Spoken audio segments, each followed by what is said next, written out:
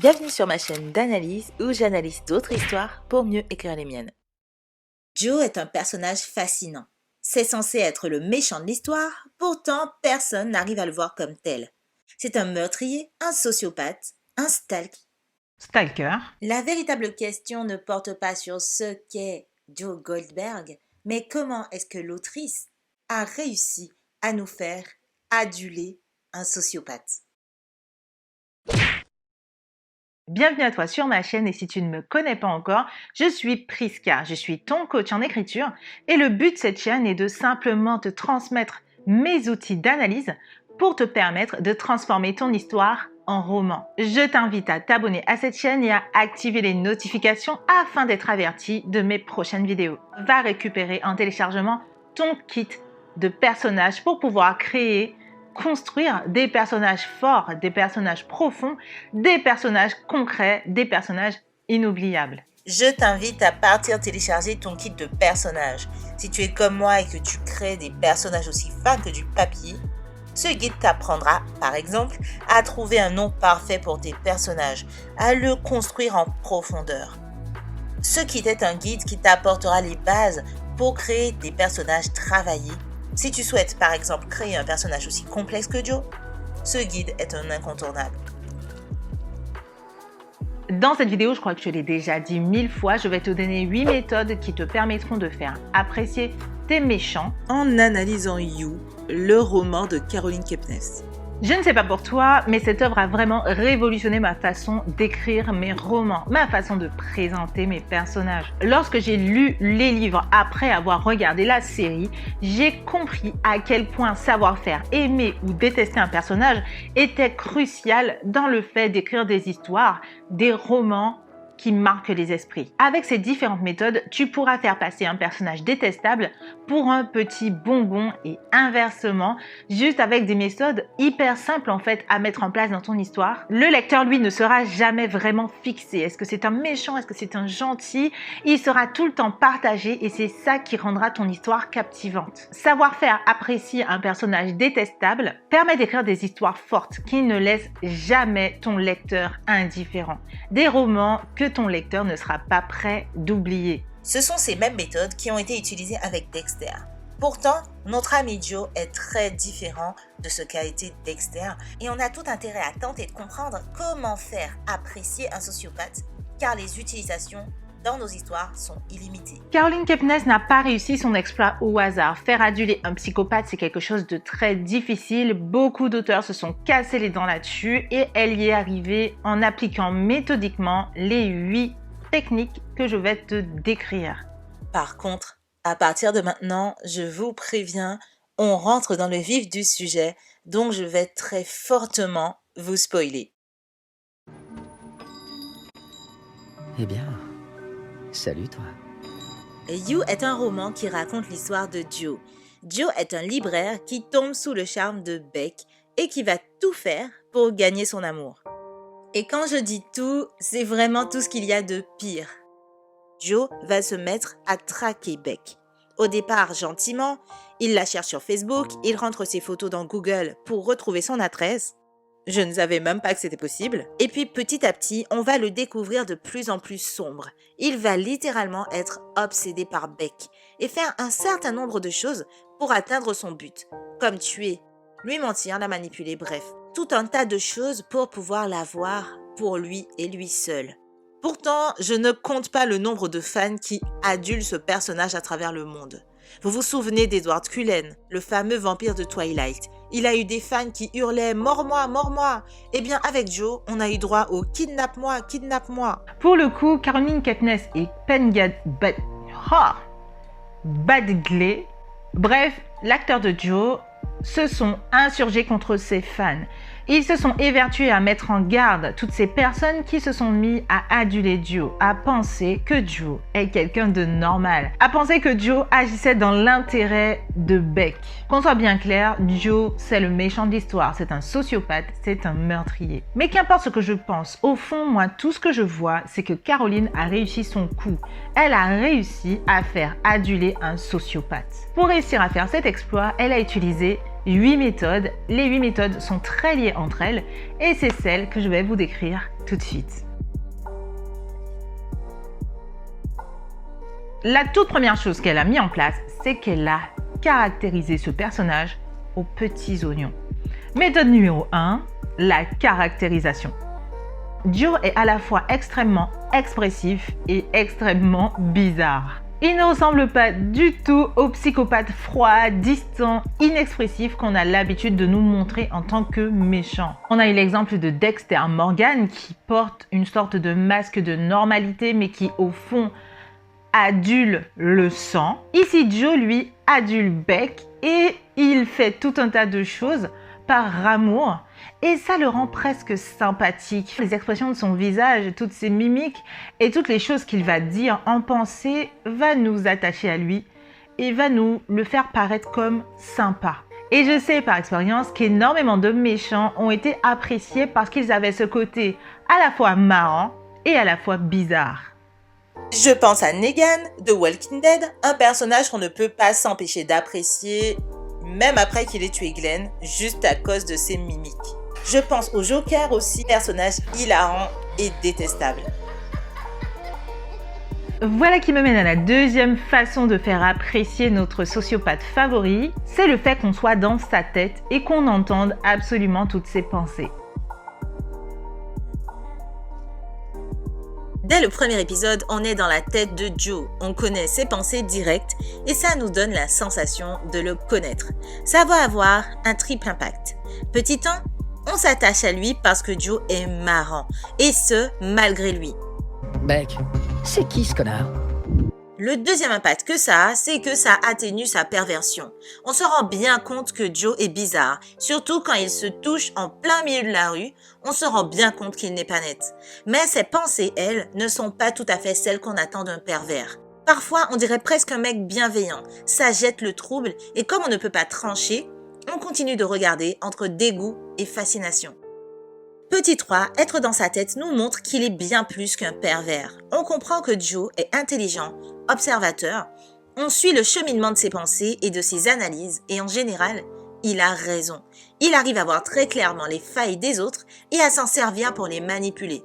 Il reste malgré tout très aveugle à ses propres failles et ce paradoxe est particulièrement fascinant, voire très attachant.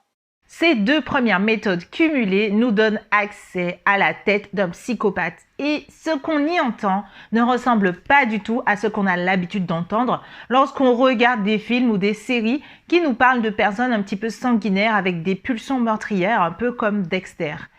Là, on est carrément dans la tête d'un amoureux transi, de quelqu'un qui nous paraît marrant et sympathique et ça casse complètement l'idée qu'on se fait de lui. Il nous apparaît comme sympathique, comme marrant. Il y a beaucoup de femmes aujourd'hui qui considèrent que Joe est l'homme idéal. Il y a vraiment un côté beaucoup plus attachant, beaucoup plus marrant, beaucoup plus sympathique chez Joe que chez Dexter. Ce qui m'amène du coup à la troisième méthode qu'a utilisée Caroline Kepnes pour nous faire nous attacher à Joe, le nuancer.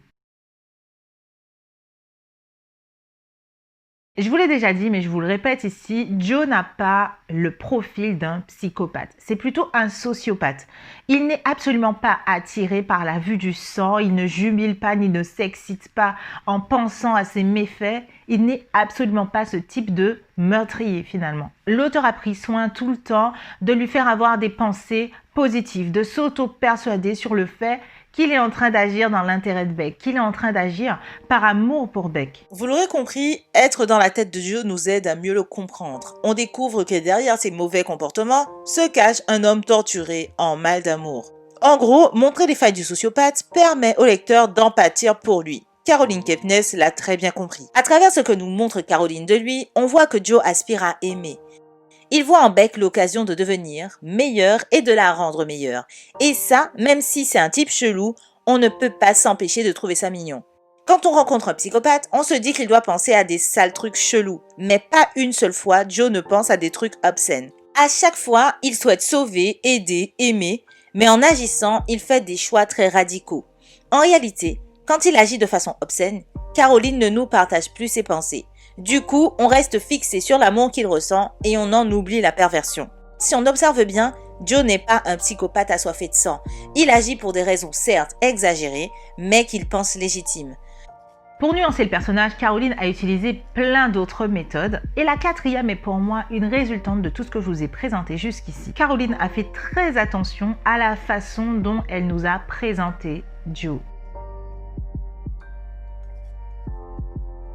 Si Caroline avait commencé son roman en nous montrant ça, ou encore ça, Joe n'aurait pas été le même pour nous. Au contraire, elle a mis un point d'honneur à nous montrer sa sensibilité en même temps que ses névroses. Car Joe est avant tout insensible. Il aime et aspire à aimer. C'est un tueur, mais il est loin d'être méthodique. Il est au contraire très impulsif. Il agit avec ses émotions plus que par pulsion meurtrière. Parce qu'il aime le sang ou ce genre de délire. Il dit lui-même qu'il fait tout ça par amour et même si on ne le croit pas, au fond, on ne peut pas s'empêcher de comprendre son point de vue. Aussi, même s'il se met très vite à tuer, l'auteur met un point d'honneur à faire attention à la façon dont il tue. Il ne tue jamais frontalement, il va même vomir la première fois qu'il sera obligé de découper un corps. Il n'est pas aussi méthodique que Dexter et fait énormément d'erreurs. Cela ne l'empêche pas d'être un manipulateur et un calculateur. On dit souvent que l'habit ne fait pas le moine. Eh bien, dans les histoires, c'est toujours intéressant d'utiliser ce dicton à notre avantage. La première impression est cruciale pour ensuite pouvoir renverser la vapeur et faire comprendre au lecteur, en fait, ici, tu as un personnage qui n'est pas tout à fait ce à quoi tu devrais t'attendre. Joe nous a d'abord été présenté comme étant l'homme idéal, amoureux, normal, un petit peu coquin sur les bords, mais on était loin de s'imaginer qu'en fait il s'agissait d'un meurtrier, même si évidemment la bande-annonce le laissait deviner. Le fait que Joe ne corresponde pas au psychopathe tel qu'on l'attend jette le trouble sur ce qu'il est pour nous, sur ce qu'on pense vraiment de lui. Le côté sociopathe fait peur et en même temps il intrigue énormément, c'est son côté bizarre. Et d'un autre côté, il est plein de petites attentions, il pense constamment à Beck, il a tout le temps envie qu'elle révèle son potentiel, il porte des analyses psychologiques très poussées sur son personnage et pour le coup ça nous donne l'impression qu'il l'aime, mais pour de vrai, quoi. Donc, on a tout le temps cette ambivalence qui fait que ce personnage est tellement flou qu'on s'y attache. Ce flou nous empêche de le voir tel qu'il est. En fait, il est vraiment super dangereux, mais comme il correspond pas, il rentre pas dans le moule du psychopathe, il rentre pas dans le moule du meurtrier, en fait, on est totalement troublé par lui. Le truc avec cette histoire, c'est que l'auteur va encore plus loin que ça, puisque le côté sociopathe et meurtrier de Joe, elle va en faire un super pouvoir, elle va en faire un atout. La névrose est un super pouvoir. Joe est le héros de Paco. Joe est le héros de Paco. Dès le 2e chapitre, juste après la rencontre avec Beck, l'autrice a tenu à ce qu'on rencontre Paco, le petit protégé de Joe. En réalité, il s'agit d'un faire-valoir qui consiste à nous montrer, encore une fois, la sensibilité de Joe. Au fond, Joe devient à nos yeux un vengeur sombre et on espère qu'il tue le beau-père de Paco pour le libérer de la violence. À nos yeux, l'état de Joe, sa sociopathie, deviennent d'un seul coup des super-pouvoirs. Et pour permettre à Joe de tuer sans entacher sa réputation de héros, Caroline va encore un cran plus loin parce qu'elle va faire que Joe ne s'attaque qu'à des personnes agaçantes. L'ex de Beck est un enfoiré et quand il est enfermé, l'auteur fait en sorte de bien nous montrer qu'il mérite de mourir car il a déjà tué quelqu'un lui-même. Tout ça pour excuser les méfaits de Joe par la suite. Mais ce n'est pas le seul car tous les personnages à qui Joe s'attaque nous paraissent antipathiques. L'ex de Beck est un enfoiré, Beck elle-même n'est pas très intéressante, Peach, sa meilleure amie, est toxique et le beau-père de Paco, eh bien, c'est un connard violent, on a juste envie qu'il crève. Le fait de faire que Joe ne s'attaque qu'à des personnes détestables, c'est qu'en fait la sociopathie de Joe passe inaperçue. On va voir Joe, même inconsciemment, comme une sorte de héros venu débarrasser Beck de la vermine qui lui tourne autour. Et même pire, on va en oublier que Joe est la pire des vermines que Beck puisse avoir dans sa vie. Et le pire, c'est que ça marche. Non seulement on oublie que Joe est un sociopathe, mais en plus, plus Joe débarrasse Beck de la vermine qui se trouve dans sa vie, et plus Beck se révèle à elle-même. C'est fou, mais on a l'impression que Joe a un aura positif dans sa vie, alors qu'il ne fait que des conneries. Tous ces éléments pris ensemble vont dédramatiser la sociopathie de Joe. D'ailleurs, la 7e technique est très intéressante puisqu'il s'agit de donner de véritables failles à Joe. Beck rejette Joe. Il lui tourne autour, cherche un moyen de l'atteindre, de lui montrer son amour et elle refuse, elle le friendzone, lui met des vents, flirte, puis dit non. Il n'arrête pas de marcher sur des œufs avec elle et c'est à la fois super attendrissant et super frustrant. En même temps, on découvre que Beck est une jeune femme également en mal d'amour-propre. Elle résiste à Joe, à toutes ses attentions d'apparence bienveillante et adorable, mais en même temps, elle couche avec tout un tas de sales types qui n'en ont rien à foutre d'elle. Et c'est horrible, mais ça nous donne également la sensation que Beck ne mérite pas Joe. Je n'arrive pas à croire que j'ai dit ça. En faisant de Beck quelqu'un de très antipathique et de Joe quelqu'un de très attentionné, Caroline a créé un contraste qui nous donne presque envie de laisser Joe tuer Beck. Et en tant que femme, c'est atroce de se dire une chose pareille. C'est exactement le même mécanisme qui pousse des hommes à dire que s'habiller sexy pousse au viol. Mais c'est atroce de se dire ce genre de merde, quoi. Et c'est là-dessus que Caroline a compté pour faire qu'on laisse Joe s'attaquer à Beck sans arrêter de regarder la série. Enfin, au début en tout cas, parce qu'au début, Beck nous apparaît comme extrêmement antipathique. Mais par la suite, plus le temps passe, plus on se rend compte de la sociopathie de Joe, mais aussi on se rend compte qu'en fait Beck est un personnage désespéré. On commence à avoir de la peine pour elle et à s'attacher à elle. Pour ça, et je l'ai bien senti, Caroline Kepnes a renversé la vapeur. Elle nous a montré de plus en plus la vulnérabilité de Beck à travers son passé, à travers ses failles, à travers ses souffrances. Et avec tous ces éléments, on a réussi à retracer l'histoire de Beck qui fait qu'elle en est là aujourd'hui. Caroline nous a donné les éléments qui nous permettent vraiment de comprendre Beck. Et à bien y regarder, c'est exactement la même méthode qu'elle a utilisée pour qu'on apprécie Joe, pour qu'on lui pardonne ses actes. Qu'est-ce qui m'arrive avec les mots là? Je ne sais pas. Pour qu'on lui pardonne ses meurtres en fait, pour qu'on pardonne sa sociopathie. Grâce au flashback, on sait que le passé de Joe est sombre et qu'il est perdu. Il a vécu des sévices, a priori il a été séquestré à plusieurs reprises par la personne qui était en charge de son éducation et pour le coup ça lui a donné une idée complètement biaisée de l'amour. Utiliser le passé du personnage pour expliquer ses comportements aura toujours pour effet de le rendre moins coupable de ses agissements. Nous exposer le passé de Joe par petites touches, par petits flashbacks par-ci par-là, nous aide à comprendre en fait pourquoi est-ce qu'il en est arrivé là, tout comme Beck finalement. Et donc voilà les gens, je vous ai expliqué les 8 méthodes pour faire apprécier un sociopathe. Alors attention, si votre personnage n'est pas un sociopathe, il est inutile d'utiliser toutes ces méthodes en même temps. Là, Joe, c'était vraiment un cas dur de dur, c'était un cas désespéré et donc du coup, être dans sa tête, connaître son passé, etc., toutes ces choses étaient très importantes pour pouvoir l'apprécier. Mais si votre personnage n'est pas du côté sombre, du mauvais côté de la force, il est inutile, d'utiliser toutes ces méthodes en même temps. En fait, ça va juste vous gâcher votre personnage parce que au contraire, trop faire apprécier un personnage trop vouloir faire apprécier un personnage, peut faire l'effet complètement inverse, dans le sens où si un personnage est trop gentil ou un personnage est trop altruiste, trop héroïque, eh bien ça va donner un côté trop parfait et du coup le lecteur va se mettre à le mépriser. Ici, ces 8 méthodes sont super importantes quand vous avez des personnages nuancés, des personnages gris ou même des personnages très sombres et qu'on a envie justement d'en faire le héros, d'en faire le personnage principal, parce qu'il faut savoir que si vous faites un méchant qui n'est pas si vous faites un personnage qui n'est pas appréciable même lorsqu'il est méchant, eh bien il y a de fortes chances que ce personnage ne soit jamais suivi et donc que l'histoire ne soit jamais lue. Sur ce, je vais conclure cette vidéo comme d'habitude en te disant de la liker, t'invitant à liker mes vidéos, ça m'aide à savoir que mon contenu plaît et ça m'encourage à continuer.